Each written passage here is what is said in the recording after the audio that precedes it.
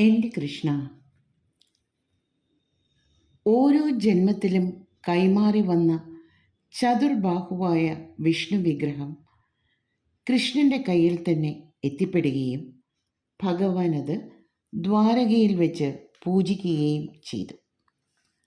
സ്വർഗാരോഹണത്തിനുള്ള സമയമെടുത്തപ്പോൾ ഭഗവാൻ ഉദ്ധവരോട് സ്വർഗാരോഹണത്തിന് ശേഷം 7-ാം ദിവസം ദ്വാരക സമുദ്രത്തിൽ മുങ്ങിപ്പോകുമെന്നും ആ അവസരത്തിൽ ഭഗവാൻ പൂജിച്ചിരുന്ന ആ വിഗ്രഹം എടുത്ത് അനുയോജ്യമായ സ്ഥലത്ത് പ്രതിഷ്ഠിക്കണമെന്നും കലികാലത്തിൽ ദോഷനിവാരണത്തിനായി ആ വിഗ്രഹത്തെ ആരാധിക്കാൻ മനുഷ്യർക്ക് അവസരമുണ്ടാക്കണമെന്നും നിർദ്ദേശിച്ചു.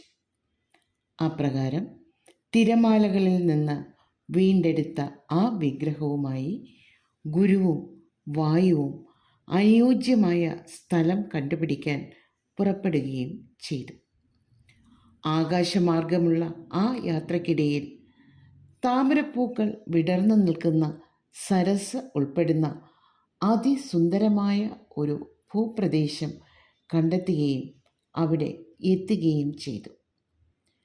ശ്രീ പാർവതി ദേവിയോടൊപ്പം ശ്രീ പരമേശ്വരൻ അവിടെ പ്രത്യക്ഷപ്പെടുകയും വിഗ്രഹം പ്രതിഷ്ഠിക്കുവാൻ ഏറ്റവും ഉചിതമായ സ്ഥലം ഇത് തന്നെയാണെന്ന് അരുളി ചെയ്യുകയും ചെയ്തു. സമീപത്തുള്ള മമ്മിയൂരിൽ ശ്രീ പരമേശ്വരൻ സന്നിഹിതനായിരിക്കും എന്നും അരുളി ചെയ്തു. ശ്രീ പരമേശ്വരൻ്റെ നിർദ്ദേശപ്രകാരം ഇന്ന് ക്ഷേത്രം സ്ഥിതി ചെയ്യുന്ന സ്ഥലത്ത് ആ ദിവ്യ വിഗ്രഹം പ്രതിഷ്ഠിച്ചു.